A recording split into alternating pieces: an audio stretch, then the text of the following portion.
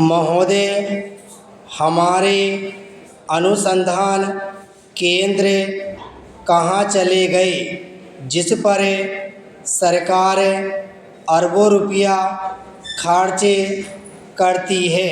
साहिवाल गौवंश भारतीय नस्ल की है। हरियाणवी नस्ल भारतीय गौवंश की है। सिंधी घाट पाकर और कापरेच देसी नस्ल की गायें हैं।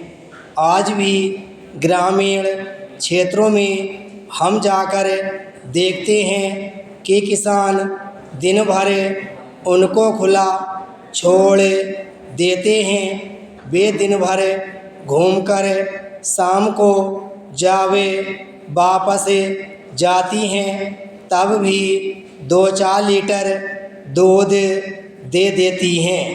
हम मेहनत किए बगैर सब कुछ पा लेना चाहते हैं। हम भगवान कृष्ण की पूजा करते हैं। उन्होंने हमें यही कहा था कि भारत जैसे कृषि प्रधान देश में गौवंश की पूजा होनी चाहिए, गाय की पूजा होनी चाहिए। उन्होंने कहा कि राजा की पूजा मत करिए, इंद्र की पूजा मत करिए। अगर पूजा करनी है तो उस गाय की पूजा करिए जो दूध देती है, घी देती है, दही देती है, जो पापों का नाश करने वाली है। पंचगव्य 5 नाशक है। हमारे यहाँ गंगा जल जैसा पवित्र पंचगव्य है।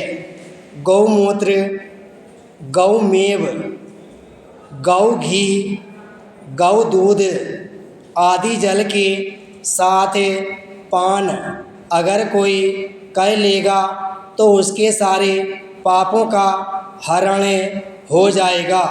उस पंचगव्य का पान कराने वाली गौ माता की रक्षा करिए, गोवर्धन की पूजा करिए।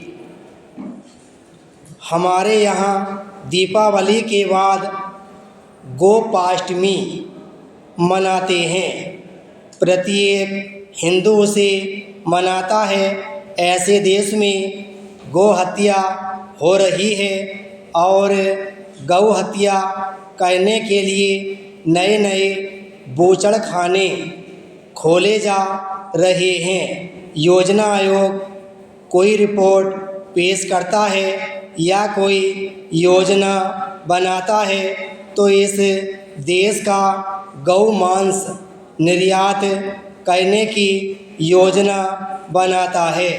गौ मांस का निर्यात करके हम विदेशी मुद्रा कमाने का प्रयास कर रहे हैं।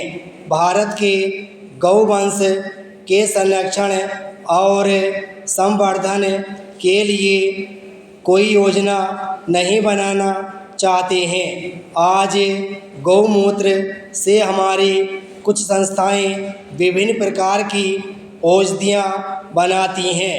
30 से अधिक प्रकार की औषधियाँ गौमूत्र से बन रही हैं। मंत्री जी कह रहे थे कि गाय का दूध सबसे शुद्ध, पवित्र और ताकतवर है और सभी चीज़ों को अपने अंदर समाहित किए हुए होता है। ऐसी गाय के दूध से शरीर बढ़ता है, बलवान होता है। इसे पीकर जहाँ हम अपने शरीर को शक्तिशाली बनाते हैं, वहाँ मानसिक और बौद्धिक क्षमता भी इस दूध को पीने से बढ़ती है। ऐसा वैज्ञानिकों ने अपने शोध के माध्यम से किया है। इससे कई प्रकार के खाद बनाकर खेतों में अच्छा उत्पादन कर सकते हैं। अगर 10 गायें हैं तो 10-20 परिवार आराम से अपना जीवन यापन का काम कर सकते हैं। विराम पैराचीन।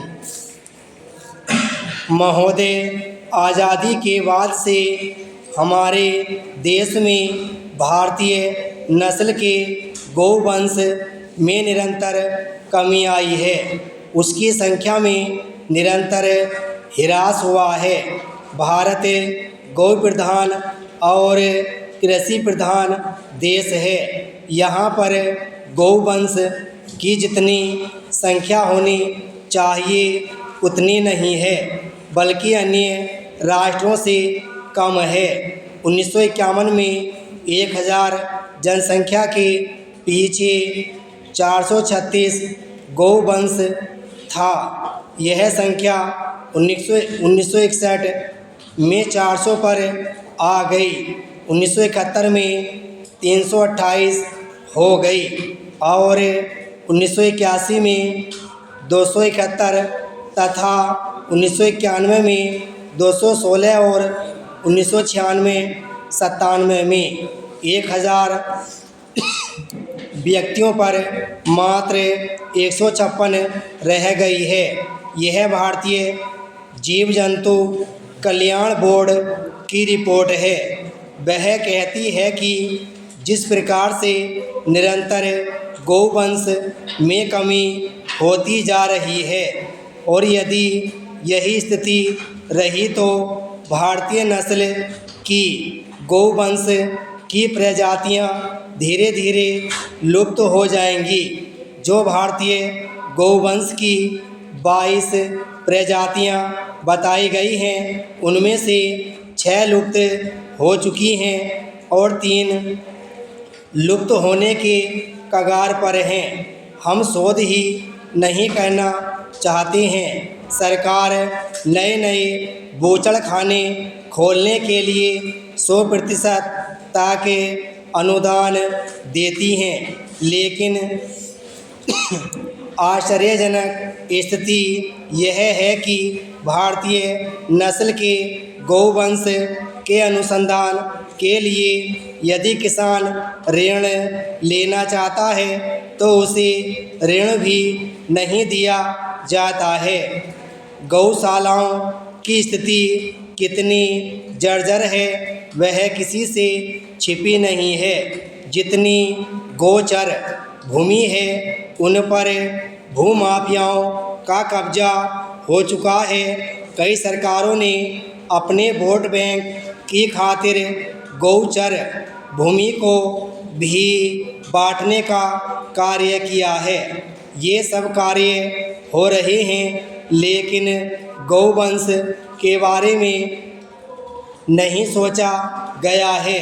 भारत जैसे देश में इस प्रकार की स्थिति पैदा हो रही है। हम जब ऋण भी देते हैं तो जर्सी गाय के लिए देते हैं, जो अधिक से अधिक 40 किलो तक दूध देती है। सौराष्ट्र के गिरनार में गिर नस्ल की गाय पाई जाती है।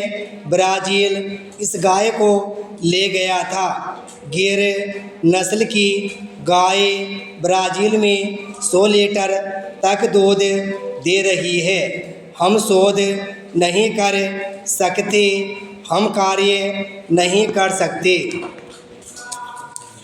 हम केवल दूसरों की ओर देखना चाहते हैं। हम कर्महीन हो गए हैं। हमारी साधना समाप्त हो चुकी है। हम शोध ही नहीं करना चाहते। जब हम दूसरों की ओर देखेंगे तो ऐसी ही स्थितियां पैदा होंगी। गिर नस्ल की गाय ब्राज़ील में 100 लीटर दूध दे सकती है। वही गिर नस्ल यहाँ क्यों नहीं पैदा की जा सकती?